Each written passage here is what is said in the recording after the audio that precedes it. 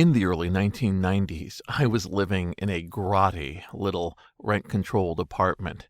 It was only $200 a month, and it felt like it. It included heat, hot water, and electricity, along with all the pains of having a shared bathroom, and it often left me with a feeling that I could probably be doing much better.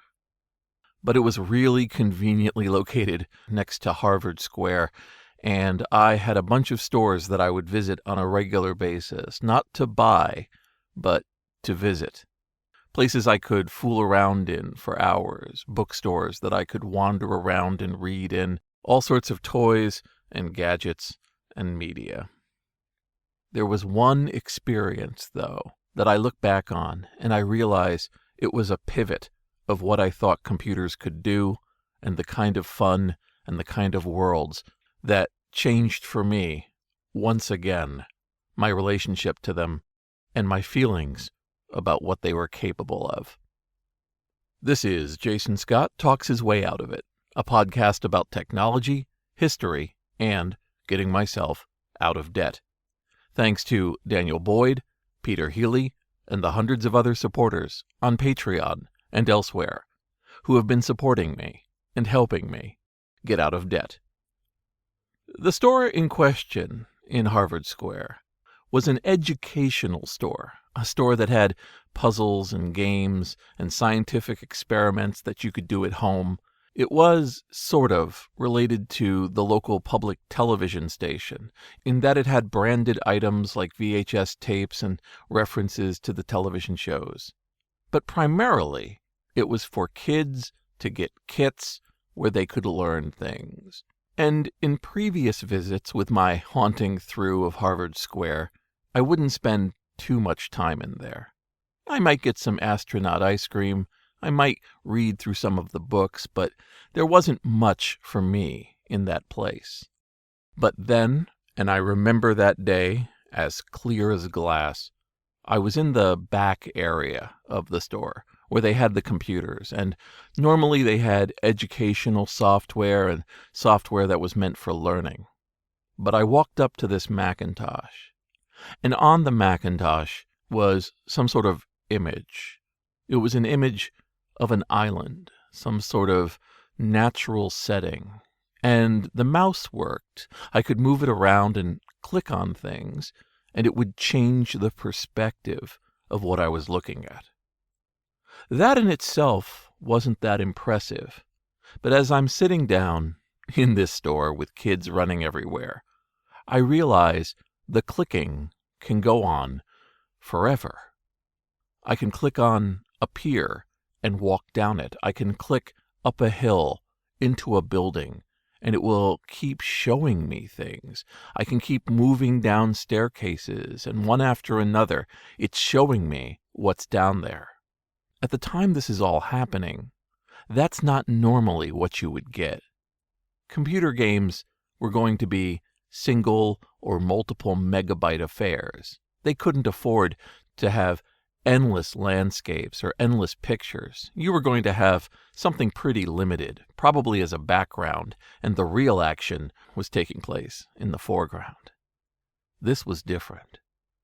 Place after place opened up to me, and they were weird and fantastical. They had hints of brass and gold and luxury that I just wasn't prepared for. It felt like Captain Nemo's submarine was stranded on an island. Minutes turned into hours, and while I had long ago stopped hearing the screaming children, it wasn't until someone walked up to me that I realized I was the last person in the store. The game was Myst. It had been created by Cyan software, and as I found out later, was a hack of HyperCard of epic proportions. It was completely a rebuild of what a HyperCard stack could be, and it involved so much processing at the time that they weren't completely sure it was even technically feasible. The Miller family, who had put this game together, were already pretty experienced in exploring things. They had created a game called The Manhole, whose entire purpose was for you to click around, try things, be sucked into this fantasy world as a kid where everything became another thing, from a chessboard to a landscape to a river to a sewer, and everything became everything else. But that was in black and white. This was in color. It had sound. It was, at the time, incredibly immersive. I could not hope, at the time, living in my rent-controlled apartment, to ever afford the powerful Macintosh that could play something like this. It was going to be, and it was, years before I could afford a CD-ROM drive, which was a requirement to play Myst.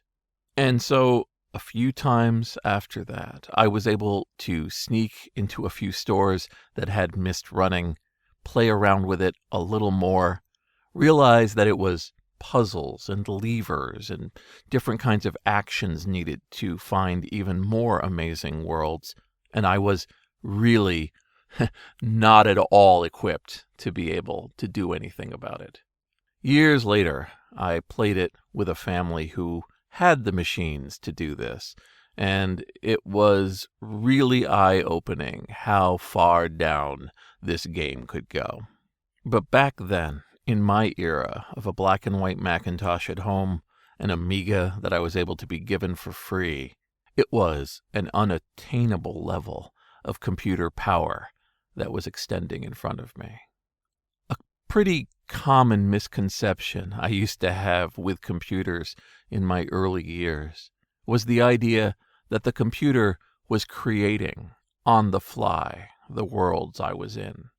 If I ever saw a game that had more than a few levels, maybe 5 or 6, or changed up some aspect of the environment, I had a habit of convincing myself that this thing was doing it on the fly for me and only me, and that as you went along, you were building with the computer a whole new world. Anybody who knows the slightest technical information about computers, especially in the 80s, knows this is fundamentally not true. It's only really very recently that I have encountered an actual experience like that, where people use artificial intelligence routines to generate new text adventures on the fly. They're weird, they're clunky, and they don't always have a theme. You certainly don't find yourself at the end feeling like you've taken a journey with a human hand, but instead, a machine that's meant to imitate writing has been going on for quite some time, and your mind hasn't had anywhere it can find a pattern to recognize.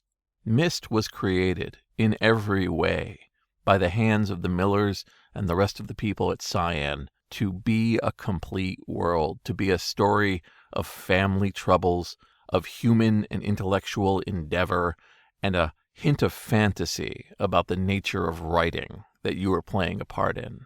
Besides the power of the extensiveness of the world, there was power in the narrative, and it stuck with me.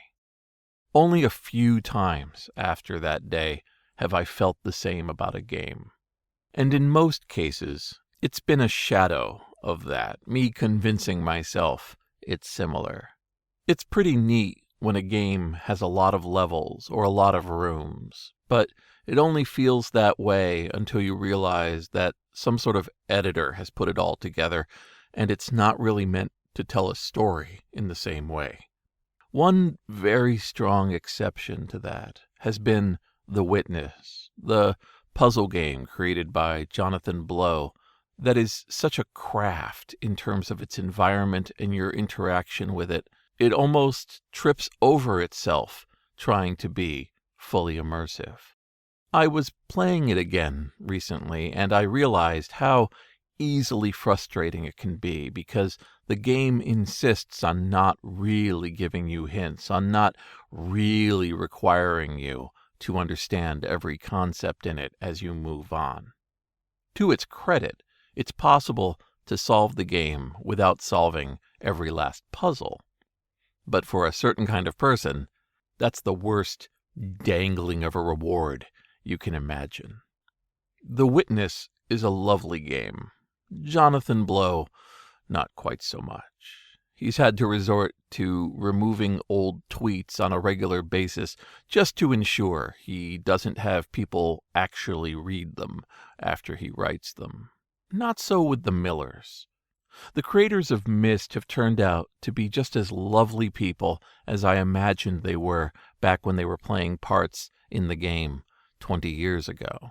They're creative. The building that Cyan Interactive is in is lovely. They crafted it with the same approach that they did the Myst game, so pictures of their offices are as much of a wonderland as opposed to a lot of other game companies that just end up being an office building tucked away. I know they've had open houses on a few occasions, and it's definitely on my bucket list to be there someday. While the world's become so distracting, so full of different things to see, and with so much content for us to find, I am very sure that in the years to come, I'm going to find another Myst, another witness, another case where somebody worked incredibly hard to craft a world that draws me in, makes me want to be part of it, and hands me just enough tools to become a wanderer, a discoverer, and maybe, especially the first time, not to look up again until someone taps me on the shoulder and informs me, dude, you gotta go. That's a pretty exquisite lighthouse that I know I'll be rowing towards in the fog. This is Jason Scott Talks His Way Out of It. Thanks to Emilio Oliveira, Forrest Fuqua, James Bekoyanu, Mark Pilgrim, Scott Roseanne, Scott McGrady, and Corey Thomas, along with the hundreds of other supporters on Patreon and elsewhere who have been supporting me and helping me get out of debt.